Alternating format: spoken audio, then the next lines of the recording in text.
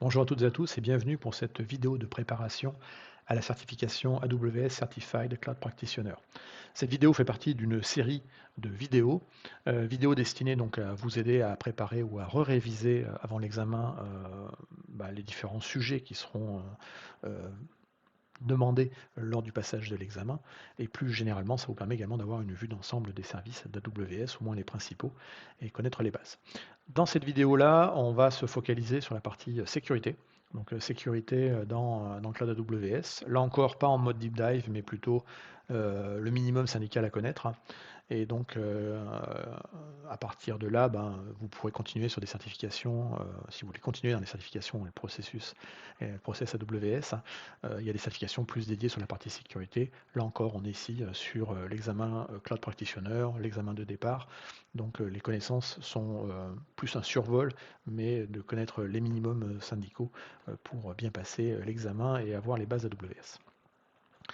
Donc on est parti sur la partie sécurité, point super important parce que la sécurité est souvent un des premiers sujets qu'on aborde quand on va parler effectivement d'une transformation numérique et de la migration potentiellement de ressources d'une organisation à destination du cloud public.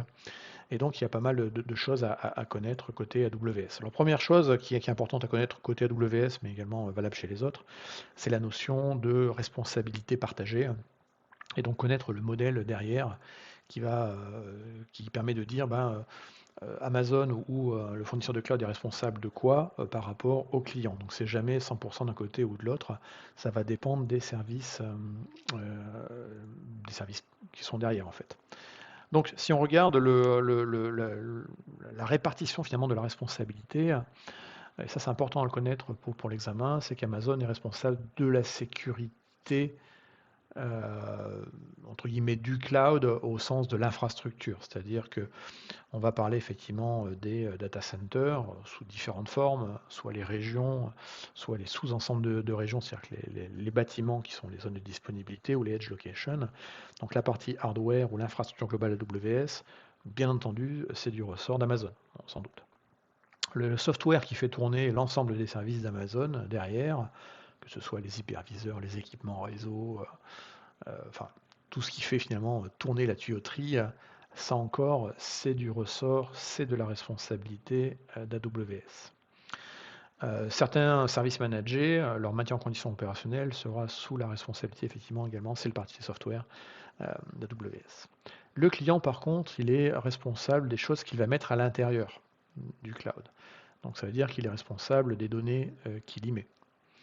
Il est responsable des applications qui sont posées sur la plateforme, des identités qu'il va créer, des accès qu'il va donner. Et si le client déploie des machines virtuelles, par exemple, eh bien, ça veut dire qu'il est responsable de ce qui se passe au sein de la machine virtuelle, donc la configuration du système d'exploitation, son paramétrage en termes de sécurité, son exposition en termes de réseau, sa configuration de firewall. Ça reste des choses effectivement qui sont sous la responsabilité du client. AWS ici, Amazon, est responsable effectivement de maintenir en condition opérationnelle le socle de virtualisation et non pas ce qui se passe à l'intérieur des machines virtuelles. Là encore, le client est responsable de la mise en place ou de l'activation des protections sur le trafic réseau. Est-ce qu'il va activer du chiffrement pour les communications? Est-ce qu'il va vérifier les identités des gens qui sont connectés, etc., etc. La partie chiffrement des données, là encore, dans la gestion des clés, etc., et bien encore, le client est responsable d'activer ou pas, de choisir ou pas quelle méthode de chiffrement il va vouloir utiliser. Et de la même façon, pour vérifier la partie intégrité, authentification au côté client, là encore, c'est le customer qui est responsable. Donc c'est très important de lire cette page. Je rappelle que la mind map sur laquelle je m'appuie est disponible.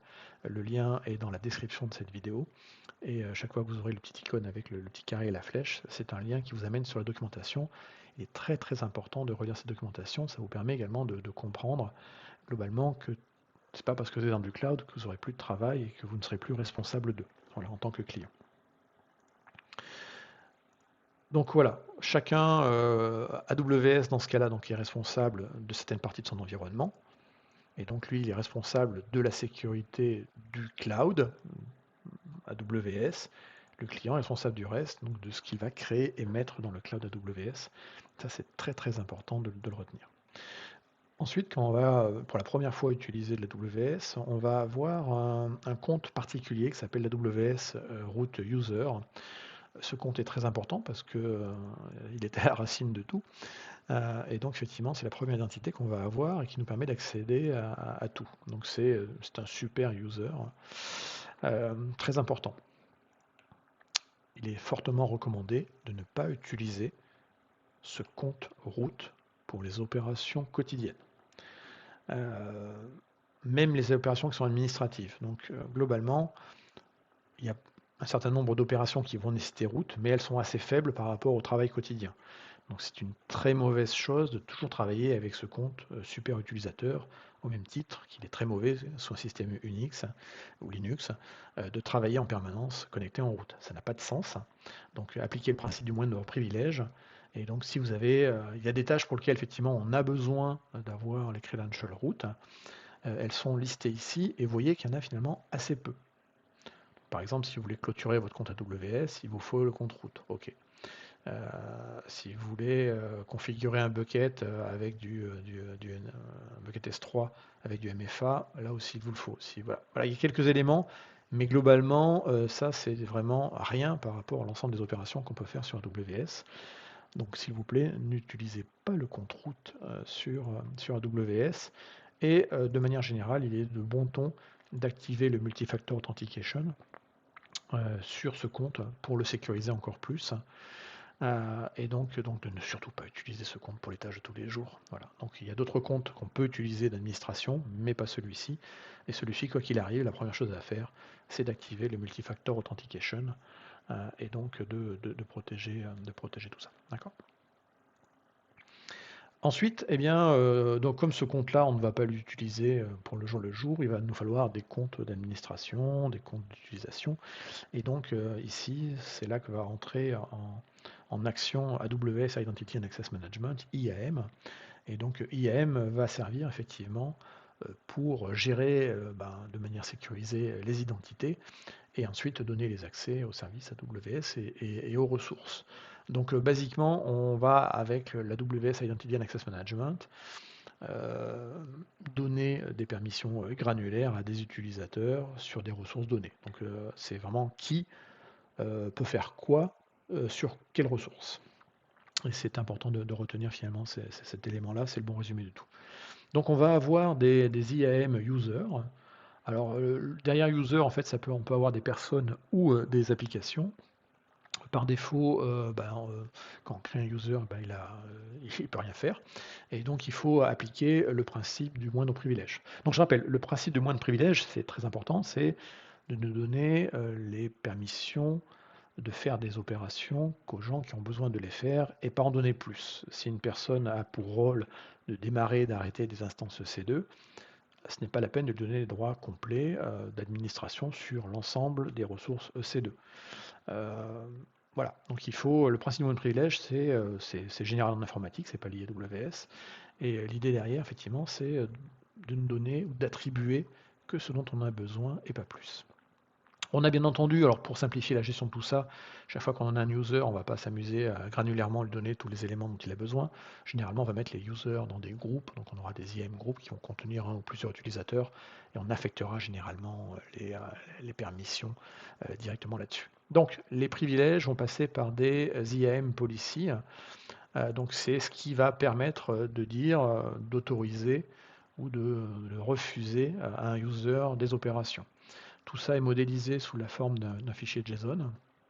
Donc on en a quelques exemples ici sur la documentation d'AWS. Donc par exemple, si je voulais interdire, autoriser ou interdire certaines régions AWS, eh bien là j'ai l'exemple d'un fichier JSON. Et puis à partir de là, on peut faire à peu près tout ce qu'on a envie. D'accord. Donc on va avoir des rôles également qui s'appellent des IAM rôles. Et les IAM rôles, en fait, sont des identités qui vont donner en fait de manière temporaire des accès aux permissions. Donc les permissions derrière, là encore, c'est autorisé ou refusé. Et donc les rôles, c'est intéressant pour quand c'est qu'on va en avoir besoin pendant un certain laps de temps. Quand on a un rôle, en fait, on n'a pas de username, il n'y a pas de password. Et, et quand on va affecter un rôle à un utilisateur, une application, un service, eh bien en gros ils abandonnent toutes les permissions qu'ils avaient avant et ils prennent les permissions du rôle, du laps de temps qui est défini. Donc ça c'est important à connaître pour les questions de tombement de l'examen aussi. Si on vous parle d'avoir certaines permissions de manière temporaire, etc., vous pouvez vous orienter sur la partie IAM rôle. Ensuite, il faut connaître la notion d'AWS Organization. Quand on va être une organisation, on risque d'avoir effectivement plusieurs comptes, plusieurs AWS accounts. Et ben, l'idée, c'est d'avoir une gestion centralisée de l'ensemble de ces comptes AWS, de consolider également toute la partie facturation, le billing. Et on va pouvoir organiser en fait ces comptes sous une forme hiérarchique et donc du coup contrôler les permissions de ces différents comptes au travers de l'organisation. Et pour contrôler les permissions sur ces comptes, on va pouvoir utiliser des services control policy, des SCP. Et donc ces services control policy, effectivement, vont vous permettre de faire ça à l'échelle avec des mécanismes d'héritage sur les différentes OU. On va regrouper de manière hiérarchique les comptes AWS dans des OU, et si on regarde une organisation, eh bien, voilà, on crée un compte, on rajoute à l'intérieur des comptes, on crée des groupes de comptes, et puis on applique des policies derrière, tout simplement. Donc l'organisation est quelque chose qu'on va faire dès le début, en général. Alors dans la sécurité, on doit parler également, c'est souvent, on associe d'ailleurs la sécurité avec la compliance, la conformité. Il y a deux choses qui vont nous intéresser côté AWS. Le premier, c'est AWS Artifact. Donc AWS Artifact, en fait, c'est vraiment pour permettre d'accéder au rapport de compliance et de sécurité d'AWS et des ISV. Et donc, pour cela, il va y avoir deux choses. Il y a les Artifact Reports, qui sont effectivement les compliance reports faits par des auditeurs externes. Et donc là, on va avoir les rapports de sécurité et de conformité qui seront disponibles. Et puis, on a les agreements qui vont permettre effectivement de revoir, d'accepter des agreements pour des comptes individuels ou pour tous les comptes d'une organisation. Donc si on vous parle de rapports effectivement de conformité ou de sécurité dans WS, service artefact pour pouvoir récupérer et avoir les rapports derrière. Il existe également un autre endroit qui est intéressant à connaître qui est le Customer Compliance Center qui vous permet de mieux comprendre entre guillemets les différentes certifications ou on va dire conformités qui sont appliquées sur la partie AWS. Et donc vous avez un site web ici qui va vous documenter tout ça et va vous expliquer effectivement, vous donner plein de ressources pour aller un peu plus loin sur la partie gouvernance et de voir quels sont les programmes, les certifications qu'a AWS, les attestations derrière ou les rapports qui ont été faits dans ce sens. Voir les checklists de sécurité sur l'audit. Voilà, il y a beaucoup de documentation derrière, plus pas mal de cas clients qui expliquent un petit peu l'usage de tout ça. Quand on parle de sécurité, on peut parler, donc la sécurité, elle peut porter atteinte à quoi? Elle peut porter atteinte à la confidentialité des données, elle peut porter atteinte à l'intégrité des données des plateformes ou à leur disponibilité. Le fameux acronyme CIA, confidentialité, integrity and availability. Parmi les attaques qu'on trouve couramment, il y a les attaques de type déni de service. Donc un déni de service, le but est de rendre inopérationnel, non disponible, finalement une application ou des données. Donc c'est vraiment le but, c'est vraiment délibéré quand on fait une attaque de déni de service, c'est de rendre l'application non disponible pour les utilisateurs. Généralement, on parle souvent de DDoS, de déni de service distribué, parce que pour effectivement faire tomber des grosses plateformes, il faut beaucoup de requêtes, beaucoup de clients qui la bombardent, et donc en général, c'est fait de manière distribuée avec des centaines ou des milliers ou des dizaines de milliers de machines qui en simultané vont bombarder une plateforme. Pour protéger contre ce type d'attaque, chez AWS, il y a le service Shield. Et Shield existe en deux tiers, deux SKU. Le Shield standard qu'en fait tout le monde a, donc il protège effectivement tous les utilisateurs ou tous les clients WS sans pour autant avoir un coût additionnel. Et puis, mais qui du coup ne va pas vous exposer beaucoup d'informations, c'est fait, mais vous n'en êtes pas forcément au courant. Et le Shield Advanced qui lui sera un service payant, mais qui va lui donner des détails sur l'attaque et effectivement aider à mieux détecter et à faire les corrections ou mitiger, limiter finalement l'impact d'une attaque de type DDoS. Donc si vous avez un service qui est exposé et qui est une cible intéressante pour ce type d'attaque, ça peut avoir le coup d'utiliser les versions avancées. Si on a des secrets ou des clés cryptographiques, eh bien, un service à connaître est le KMS, donc le Key Management Service, qui va vous permettre effectivement de gérer des opérations de type chiffrement ou signature au travers de l'usage de clés cryptographiques. Sur la partie réseau, il faut connaître le WAF, donc qui est un Web Application Firewall. Et donc l'AWS WAF va venir se positionner pour protéger finalement contre les attaques, alors on va dire applicatives sur des applications web, avec derrière tout ce qu'il faut pour protéger contre les attaques les plus classiques, telles que citées dans le WASP par exemple, qui est un organisme spécialisé dans la sécurité des attaques sur les parties web. Donc c'est un firewall qui est, donc, va être plutôt dans les couches applicatives niveau 7 versus un firewall réseau qui lui serait dans des couches inférieures. Donc WAF, protéger les applications web des attaques les plus classiques derrière, et donc un service derrière managé également. L'AWS Inspector va permettre en gros d'automatiser, de vérifier en permanence si une plateforme a des vulnérabilités ou pas. Donc on va dire que c'est une détection en temps réel de la posture de sécurité, pour faire simple. Et donc ça permet effectivement de rapidement dire attention, là peut-être qu'il y a une exposition trop grosse en termes de réseau sur des instances EC2 par exemple, fermer les ports, etc. Donc là on est vraiment sur l'analyse de vulnérabilité à l'échelle de l'ensemble des ressources AWS. Alors, couplé souvent avec un deuxième service. Alors là ici on est plutôt sur de la posture avec l'inspector. Le deuxième service s'appelle Amazon Guard Duty. Lui, il va protéger les comptes AWS en faisant de la détection de menaces.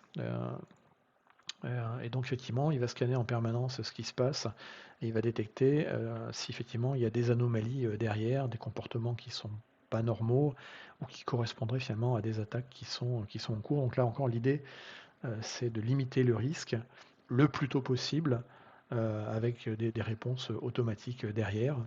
Et donc de tout de suite voir qu'une menace est en cours et donc d'activer les contre-mesures qui sont derrière. Voilà, on a fait le tour de ce qu'il faut connaître pour l'examen Cloud Practitioner d'AWS en termes de sécurité. N'hésitez pas à aller voir la playlist pour les autres contenus concernant la préparation de cette certification. Merci, à bientôt.